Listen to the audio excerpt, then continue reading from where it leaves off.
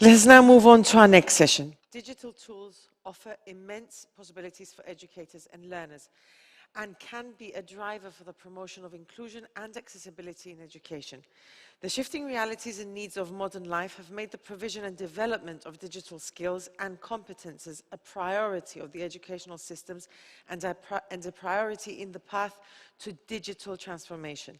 Bringing together a panel of renowned global experts and practitioners, this session will explore digital education for inclusion and critically examine the challenges and possibilities that technology brings to education.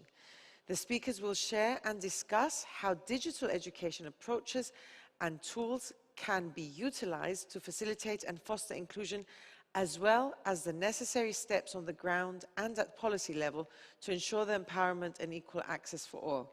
Please welcome Michalinos Zembilas, Professor of Educational Theory and Curriculum Studies, Open University of Cyprus; Eleni Mangina, Professor in Computer Science, University of Dublin; Charalambos Vrasidas, Executive Director at CARDET; Elena Papamichail, First Educational Planning Officer, Cyprus Pedagogical Institute at the Ministry of Education, Sport and Youth; Andri Daniel, Editor-in-Chief at Philalethteros Group, will lead this discussion, and this panel discussion is co-organized with CARDET.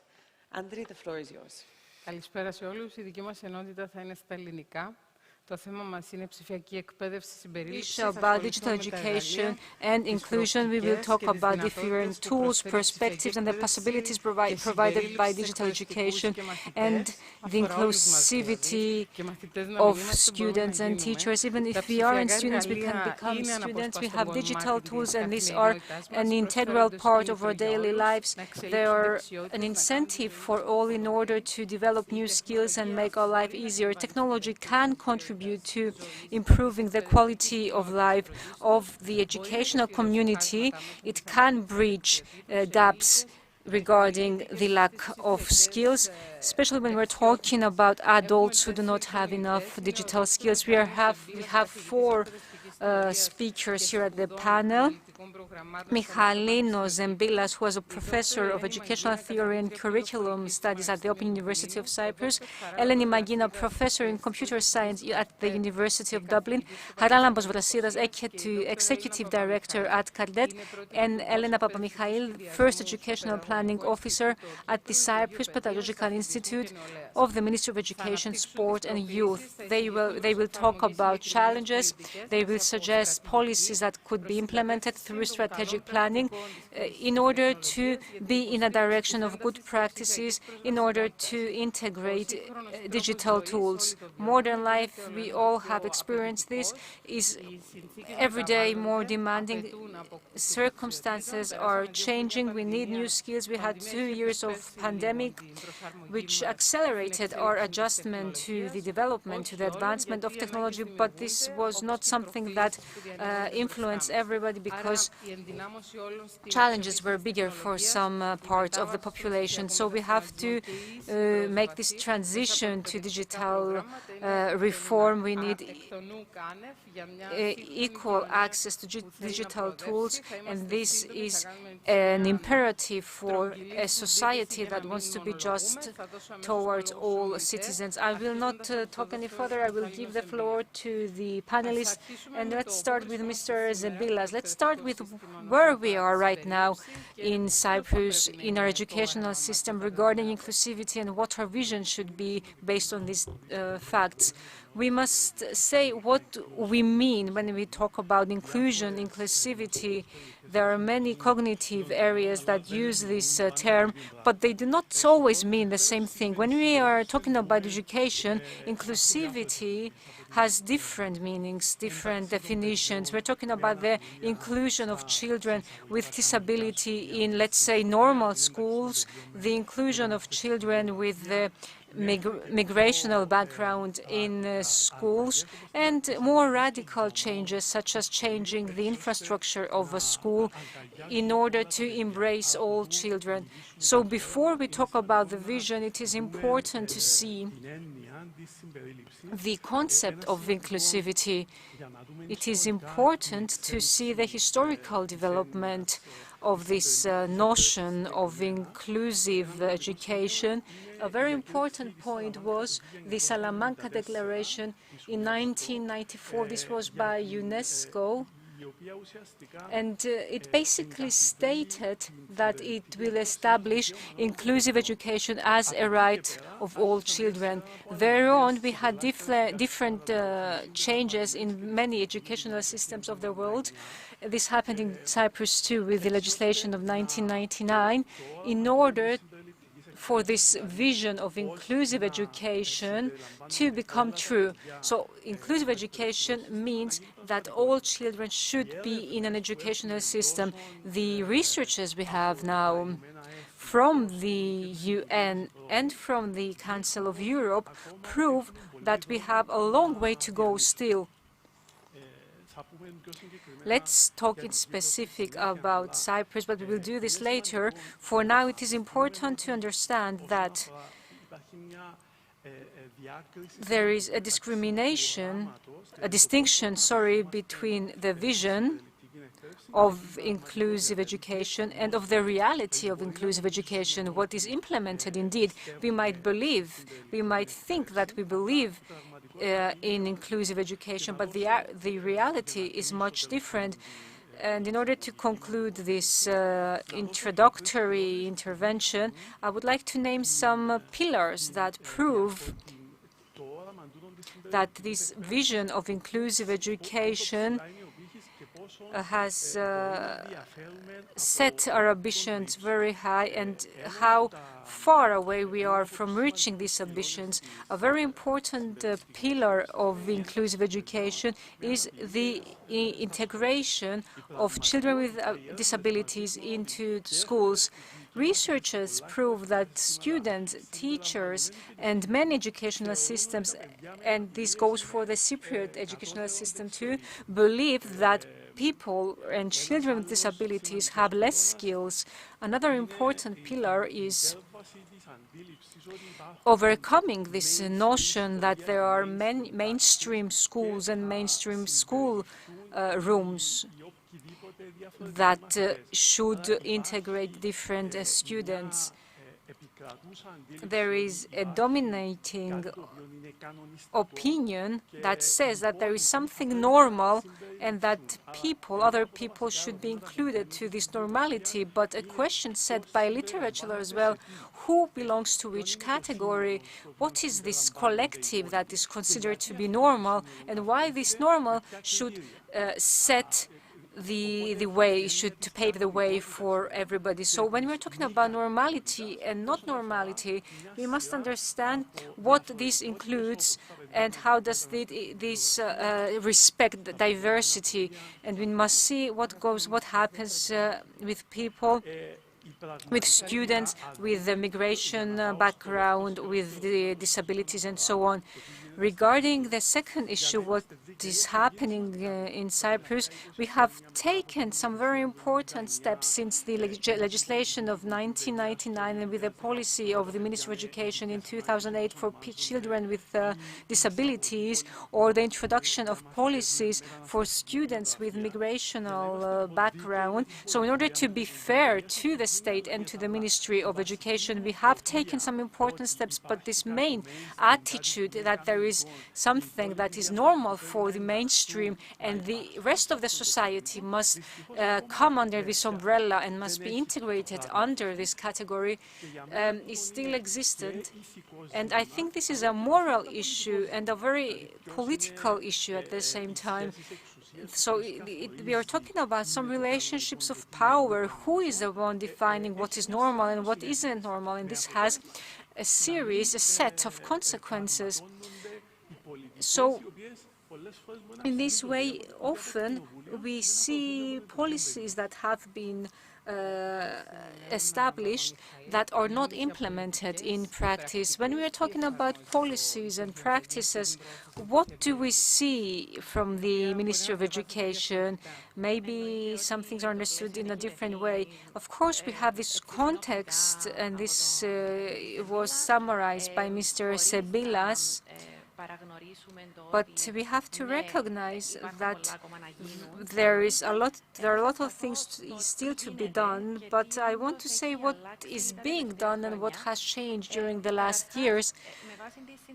Based on the constitutional obligation and right for education, the Ministry of Education, Sport and Youth wants to implement this decision of the society that will not allow any child to be excluded from education. So starting from this point, the curricula are based on this notion, on this idea, and it wants to prevent any events of discrimination, of exclusion, and so on, and provide equal opportunities to children from minorities, from different communities, people who have a migrational background, and so on.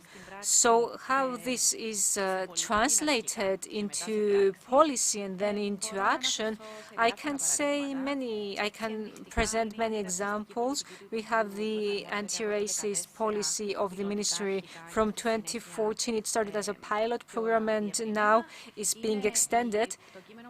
We have the policy text and the action plan for the integration of children with a migrational background. We have the program now for special and general education, new legislation, new regulations.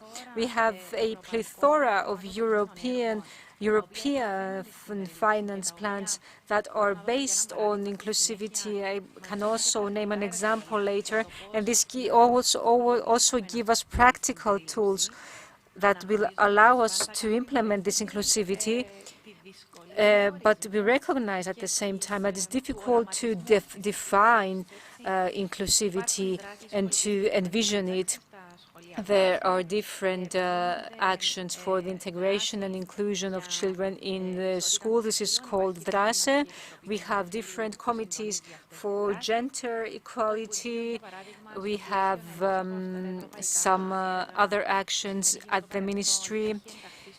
And the ministry is also integrated in the network against homophobia in education. We have different programs that promote mental health, and there are some indexes of success from the education, and these indexes are based in policy, in multicultural education, and so on. And I would like to mention the Imagine educational program as well, that is supported by the Ministry of Education, and it is implemented by the Group of Historical Research and has brought together thousands of Turkish Cypriot and Greek Cypriot pupils and students. I would like to mention in detail one of these actions indicatively, if you allow me. I would like to talk about the anti-racist policy that is part of my job, and I know it better. I've been working with this during the last years. So this policy against racism wants to show to schools what inclusivity means by recognizing and tackling racist occurrences. And when we are talking about racist occurrences based on this policy, we're not talking about children with disabilities. So we're not talking about behaviors against these children or against children with a specific skin color or racial feature, or against children with migrational background, and so on. We see diversity in a wider sense. So racism is also seen in a wider sense through a intersectional approach. So it does not aim to call people racist, but wants to help schools through these tools to recognize these multiple types of discrimination, to recognize them, to react to them, to tackle them, and in this way create an anti-racist culture. This will need time, great effort, a holistic approach. We know all that, but we believe, nevertheless, and I think the rest of the speakers will also agree, that it was a step that was taken maybe a bit late. It came from the ministry because it responds to its obligations towards international conventions, but it's the first step to recognize on a political level that we have this need, and at the Pedagogical Institute we do what we can in order to support schools. So you agree with Mr. Zabilas that some steps have been taken, but we didn't take the great leap. I think we cannot take the great leap from one day to another. We all need time. Yes, exactly. I will give the floor to Mrs. Eleni Magina, who will talk about technology, about what we know through the international research, how we can use technology in order to overcome obstacles and promote inclusiveness. I agree with the colleagues, and I liked their speech a lot. So technology divides and joins people, especially when we're talking about families and children at schools who come from a different financial background. I would like to name an example because I like data analytics. I like data. So 2.7 billion people on the planet, so globally, have access to the internet.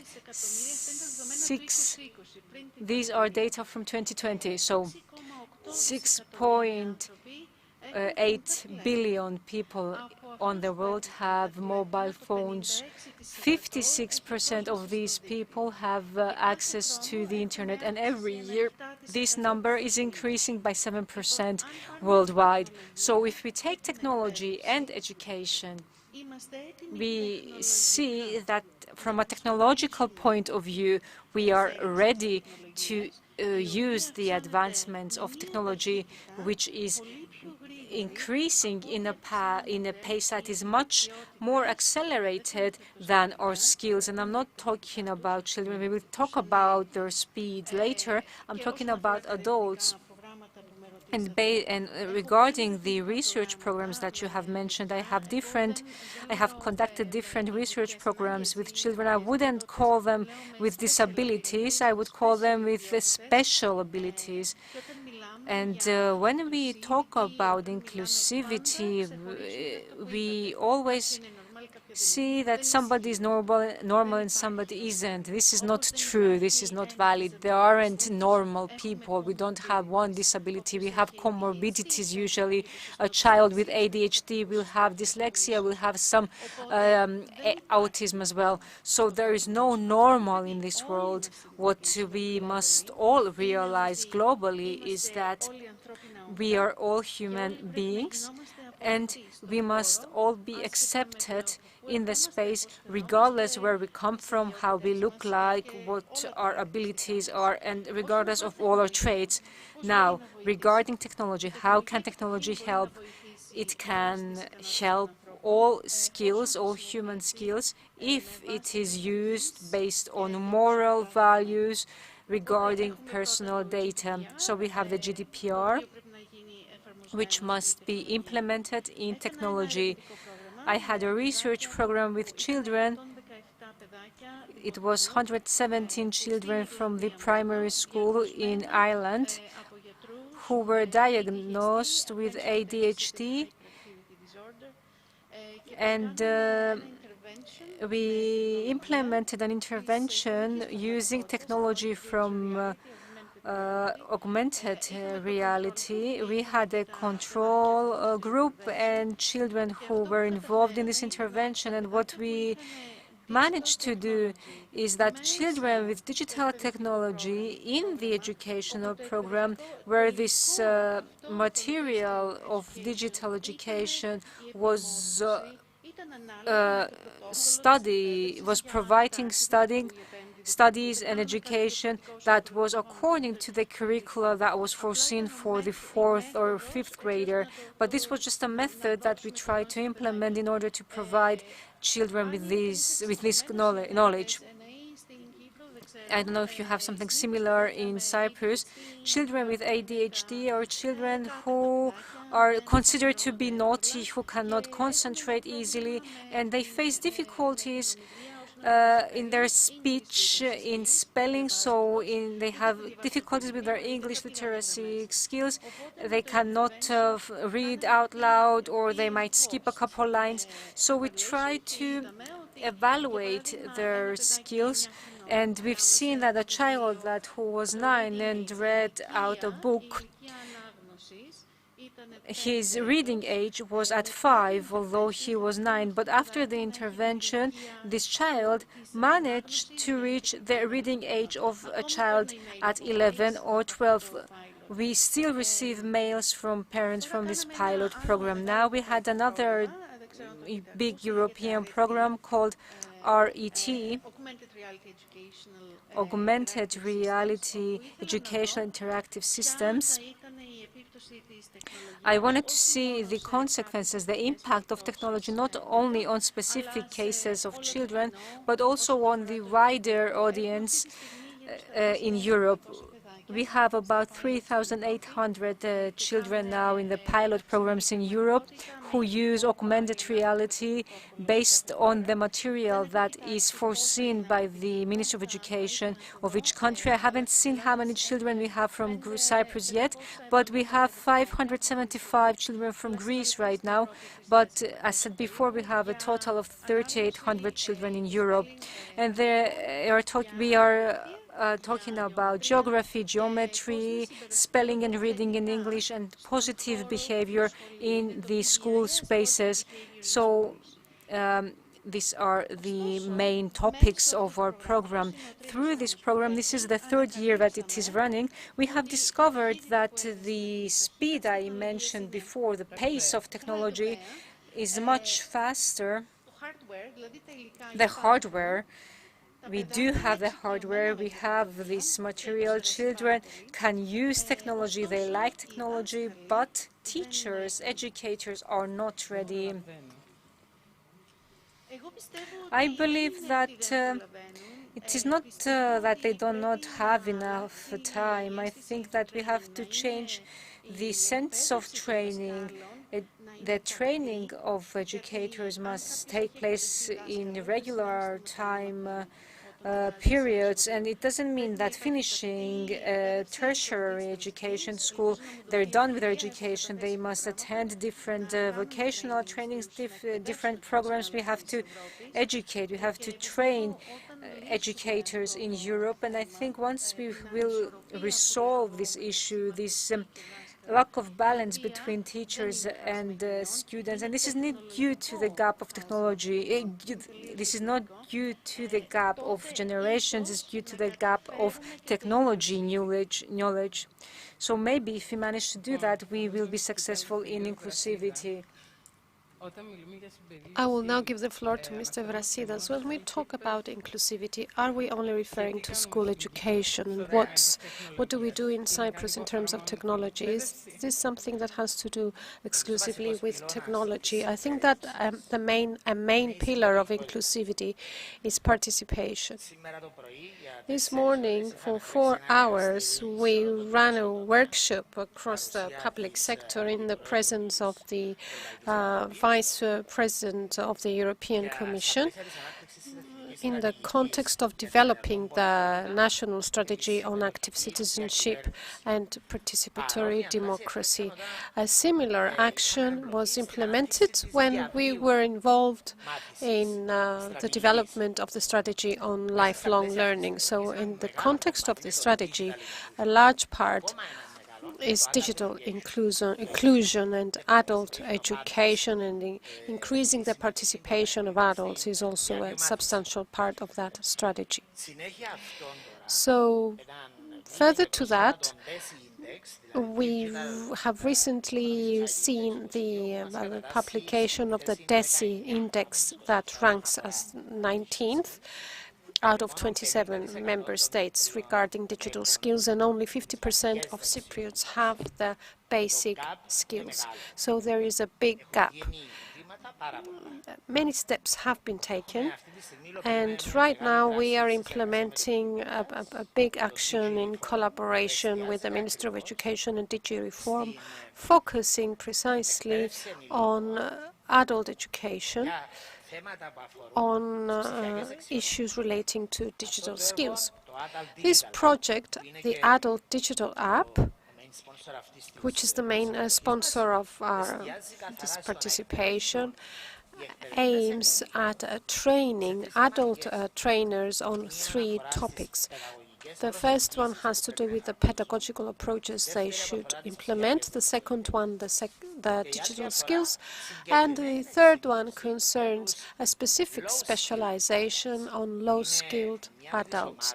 This is one of the groups that are the most disadvantaged, perhaps, and don't have access to all of that. Many actions are taking place, and as the other speakers have said, progress has been made and steps are being taken. We are implementing several relevant actions. We have a project dealing with the work of Eleni on AI and analytics in higher education, how we can utilize data and artificial intelligence to offer more personalized learning environments and to strengthen inclusion. So there are many actions, but what we're looking for is to see how we can move on, what needs to be done, what should be the role of the state, what is the role of research, because many times we hear a lot of things, and in the media as well, that is not based on any scientific evidence, and I can stop here and we can continue later. Do we have a database? Yes, we're working on that.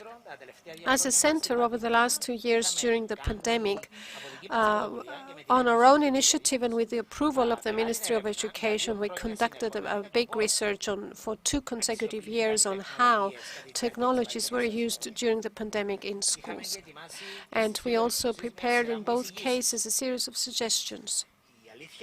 The truth is, some of the suggestions are being implemented gradually, but not with the speed and the pace that one would expect. And we can discuss that later. Mrs. Mangina has said before that it's easier for students rather than for teachers. What are the challenges for teachers? Is it the age gap or is it the skills? Because perhaps older teachers cannot keep up with the speed.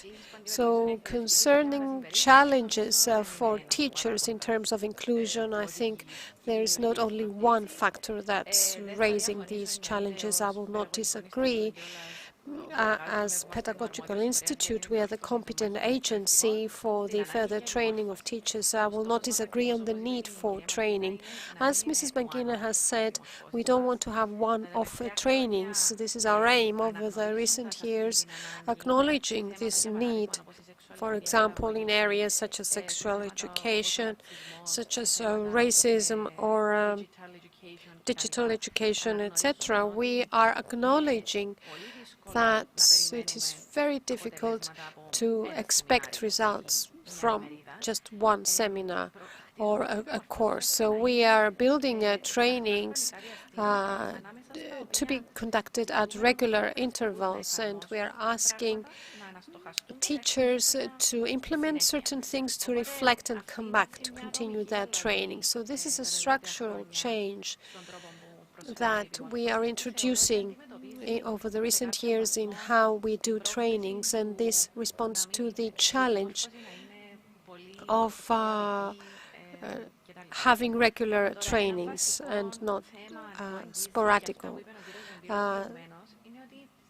As Mr. Zabilas has said before, it is not clear amongst the teachers, and it has not been clarified at the level of society either what inclusion means. Even what racism means, even that is not clear to everybody. So it's not just education on children with disabilities or migrant children. So a challenge has to do with clarifying what inclusion means, and this will not only happen through trainings or through policies.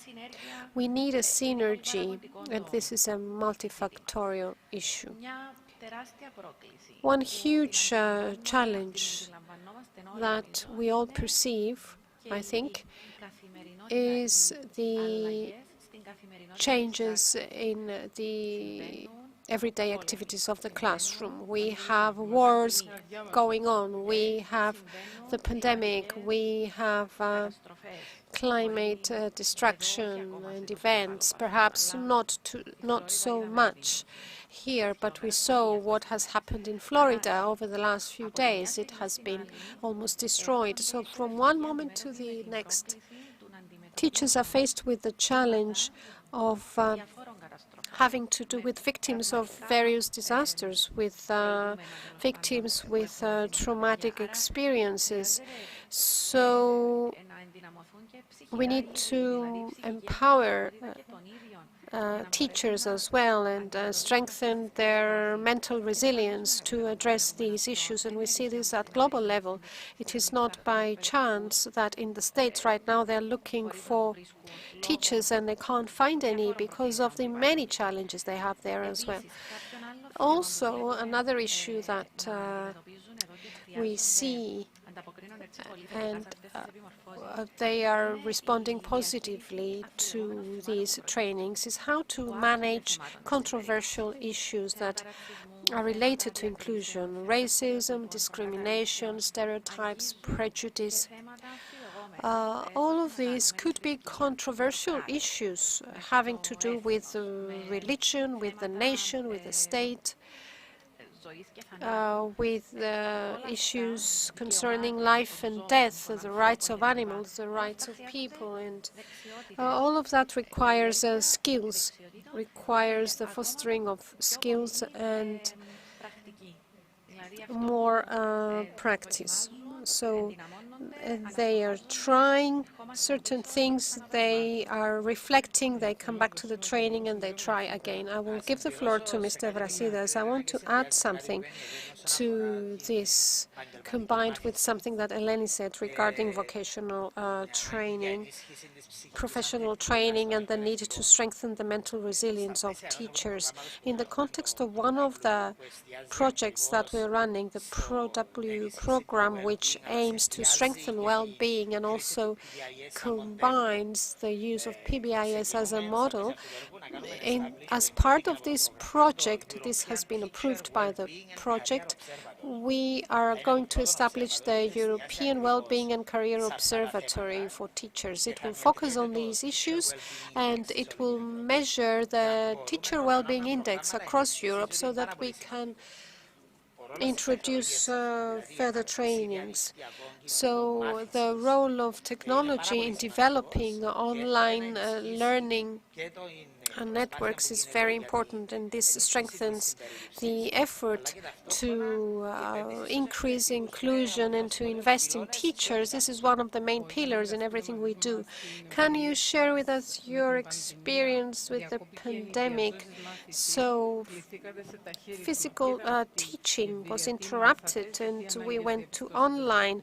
What did you learn from that, and what were the challenges identified? So in this effort that was made, and there has been a survey conducted across Cyprus focusing on public schools in particular, and we saw that schools have responded, and in particular teachers have responded with a lot of extra effort on their part. And this is what led us to being able to function with many difficulties. In the first year, there were many difficulties concerning coordination. In the second year, we were better prepared and we responded better in terms of collaboration, in terms of coordinating this entire effort. So teachers made a lot of effort themselves and managed to respond.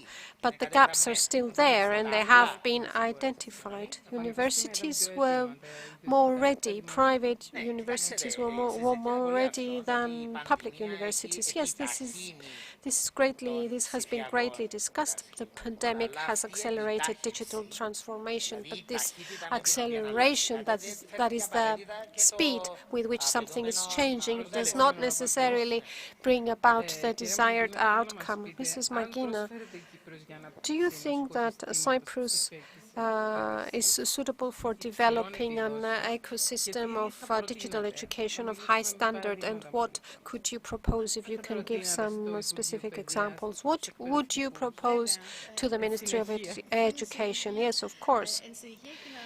And I would add, regarding the training of teachers, we conducted a survey under another European project, and we had 350 teachers from all levels of education across Europe, and it is not by accident that only in 3 European countries they said that education is that training is compulsory, that I mean training in digital skills. And these countries didn't have problems with the educational material during the pandemic. Also, 80% of teachers who responded have told us that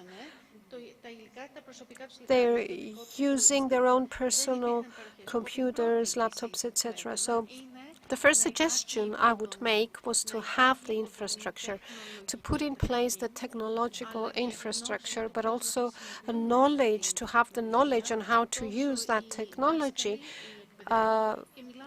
for teachers, and I'm referring to all levels of education, but in the tertiary level of education, professors are more familiar, perhaps. So from a technocratic point of view, the system should be ready at all levels and the ministry should collaborate with researchers. This is very important. It's very important to collect the data that researchers give you, and so that we can work together, because we all have the same objective. And regarding the training of parents, of course, this also comes under education, training parents, training teachers, training students, and embracing technology with all the positive aspects that it can give us, and trust the experts who are sharing all their studies, and see how we can also have an ethical perspective and protect minors and have a proper system of education. Everything begins from education. If we want a country to grow, and I think we have the example of Ireland after the financial crisis, the first investment that was made there was in education, and it brought about all those positive outcomes. So this is what I would recommend. Accessible digital education without exclusions. What is the challenge in implementing all of that? I will give you a different dimension. I will not disagree with you, but for me the issue is not technocratic. I would say that it is deeply political about what education is, what is the vision of a state, what it means by inclusion, who it is referring to. This is a deeply political issue. And from then on, we have a series of policies or laws or the legal framework, etc.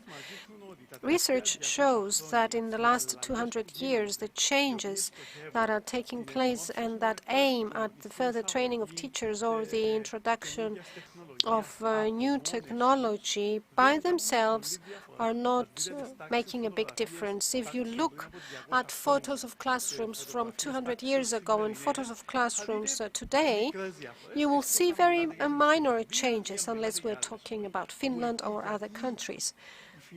So why does Finland, everybody's talking about Finland, why is Finland an example to follow, and why can't we follow the example of Finland, because the issue is political and socio-economic. Finland decided back in the 50s and 60s to invest in education because they believed that they could change their society through education, and they managed that. But there was political will and there was a political vision, and all the political parties in Finland joined forces to agree that they wanted a different society, different to that of the 50s and the 60s, based on a specific ideology and philosophy of social democracy. And a lot starts from there, and this is what we are lacking, I think, in Cyprus. Yesterday we had here the three main candidates for the presidency of the Republic of Cyprus. They were asked about education, and I wasn't here, but I read their statements. And I haven't seen anything about inclusion, but for me the main point that's important that they should answer to when they're discussing education is whether society is ready or whether political parties are ready to truly understand what inclusion means and how they perceive inclusion. Do they accept the inclusion of all children with all their differences? I would say that there are certain political parties that will say no. So we have differences in perceptions, and this gives rise to different ideologies on the very concept of inclusion. And this is why I'm saying that this is not a technocratic issue, because if we don't agree from a political perspective what kind of society we want, a society without prejudice, without exclusions, etc. And if we cannot agree on that, because we think that some of us are better than others, this distinction between who's better than somebody else. And there's research in Cyprus and in Europe, because we're not alone in this. Of course, we shouldn't feel bad that it's only Cyprus that's lacking. Europeans have similar problems. Some are doing better, some are managing things better than others. So, in short, it's not a technocratic issue, the issue of inclusion. It is important, and I do agree with the colleagues that it is important to have infrastructure and to invest and spend money and funds on supporting all of that. But if we don't have the vision, the political vision, first and foremost the social vision, then I think all the rest is secondary. Before this panel, I talked to 10 different people from different age groups, how they understand inclusion in education, and I got 10 different answers.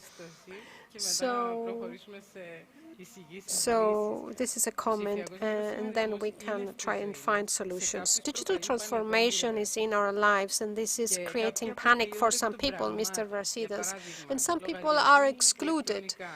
For example, e-bills, benefits, allowances, everything done online, applications. If you made a mistake, you will never know. So they reject you, they don't answer the phone. So we're moving towards something different. So to continue from what Michalino said, there is Larry Cuban, a very well-known historian, and he said something that is true to this day. He said that the two technologies that have changed radically education are the book and the blackboard. So resistance to change is huge, and this does not come only from the system or from politics. It's all the pillars that constitute what is education, the curricula, the teachers, assessment. We're discussing assessment and evaluation. Have you heard of technology being discussed in that? Or inclusion in terms of assessment and evaluation? So there are so many factors. And perhaps the main lesson from this is that if you don't have participation in and engagement in policy making and in implementing actions, this is where you have resistance to change. Mrs. Mangina, do you agree with the blackboard? Yes, I do agree with the electronic board. Mrs. Papa-Mikhail, how can I disagree with that? But yes, as a technocrat here, I would say this. Irrespective of whether there is a clear political vision or how we change, of course there is resistance to change.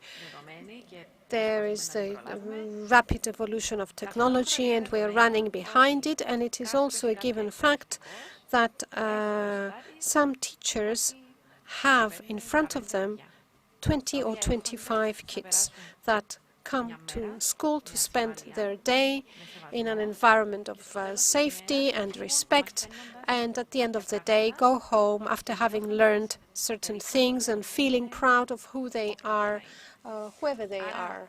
So, because the restrictions are structural and perhaps political and institutional, the biggest challenge at the end of the day is to be able, is for all teachers to be able to be flexible and respond to this very difficult objective of making every child feel secure and respected in the classroom. Through the trainings we offer, we are also striving to offer this hope in the sense that we don't feel that we are going to change the world, because if one teacher feels that they can change the world on their own, it's disappointing and it's hard. But we can change things in the classroom despite the restrictions, despite the deficits and the shortages and the differences on what the vision should be or on what the concept of inclusion is. Yes, we need to modernize the theoretical framework of teachers on what inclusivity means and how we define it. But I will repeat that at the end of the day, the big challenge is to have the mental resilience, the flexibility, the agility, and the ability to respond to the needs of each child, any needs of each child. We have 10 more minutes if you would like to take the floor, make a comment or a question. Anybody would like to take part in our discussion from the audience? It's Friday, towards the end of the day. I know it's tiring if you've been here throughout the day, but of course digital education is a matter that concerns us all. So another question, are we keeping up with the European standards, and can we just not be the last on the list? Because whenever we have some rankings, we're just looking at the bottom of the ranking to look for Cyprus. My view is that we should overcome the model where whenever something arises, we are just trying to take out the fire. We need to have more long-term planning regarding digital education, for example, and the use of technology in education. Equipping schools is one thing. On its own, it is improbable to have the results we want, because you may have the technology, but if you don't have a combination of further training, of rethinking what's important to teach, do I need to teach knowledge and skills? If I don't rethink evaluation and assessment, how it's done, we cannot be asking students and encouraging collaborative learning, saying that it's a main skill, but a basic skill. But have you seen in the examination system that we are testing people two together, or it's only individuals? tools that are being examined? What about the papers, the examination papers? If you look at that, you will understand what kind of vision we have. Do we have a lack of culture? No, on the contrary, I would say that every people has its own culture. I think that Cyprus and the educational system is in a very good position, and they can look at examples to avoid and good examples to follow globally. I think that because I have seen the universities also in Cyprus, how they operate, and you do have an educational system and teachers that are full of energy, that are very positive, and they are ready for changes. My view, of course, is small changes, and follow the examples, take the examples that have been successful in other European countries. Do we need reforms, Mr. Zembilas? We have had reforms for the last 20 years, Mrs. Daniel. It depends what we mean and to what extent. I will not disagree with Eleni about small changes and moving forward step by step, but we need to know in what direction we are headed, because I'm not sure about that. That is why I'm saying it's a political issue. When the government changes, we see that an effort was introduced in 2004, and then a different direction was taken because of the change in government. So this means that we have not been able to reach a political consensus on the direction we want to follow. So somebody built something, and this is being destroyed by the next person in power, and so on and so forth. So we do have reforms all the time, but at the end of the day, what is the actual outcome? So if we have a sudden lockdown tomorrow, will teachers be more ready than at the beginning when we were not prepared for that? Regarding digitization, you mean? Yes, I think that what happened was the proof that learning by doing is the best method of teaching. I don't know if Mr. Vrasidas will disagree with me, but despite all the further trainings, there was so much assistance that was provided in different ways, and at the end of the day, with the means that they had available, with their tablets and computers and mobile phones, with the knowledge that they had or didn't have or acquired overnight, they did manage to respond, to rise to the challenge. So despite the difficulties, this necessity brought about this result and this outcome.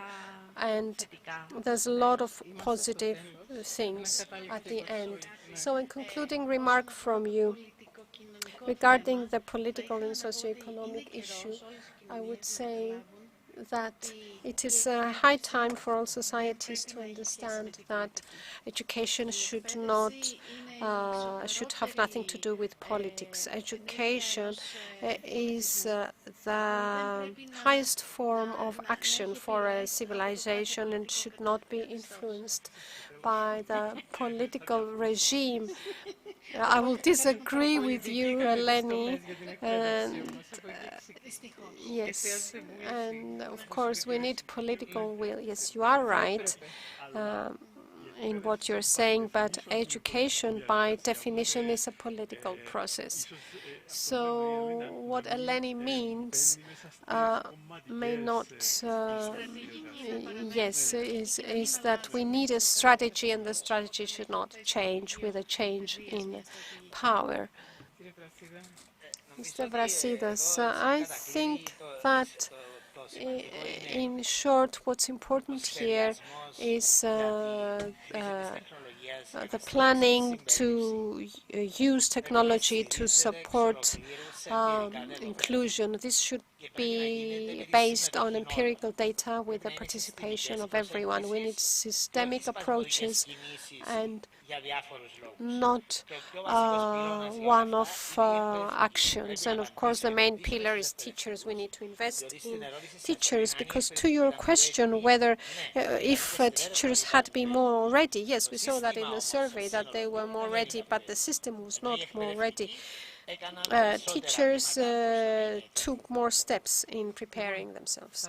So we have reached the end. I would like to thank you for your attention and your patience. We have two more very interesting panels. Melanie will talk about that. Thank you.